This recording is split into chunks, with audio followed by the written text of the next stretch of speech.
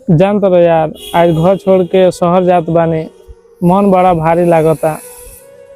माई के आंख के आंसू अबो सामने घुमाता। जानते रहो हमारो हालत कुछ ऐसा नहीं बा।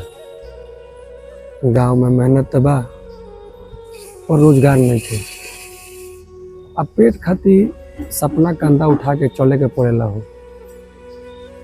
का बताई भैया, छोट बहन के पढ़ाई और बाबूजी के दवाई, ये सब याद आते ही डर लागेला हो। जानते रहो डर तो लागेला लेकिन उम्मीद भी बा।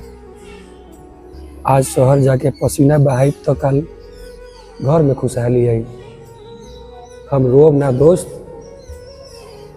अपना मेहनत से शहर जीतम।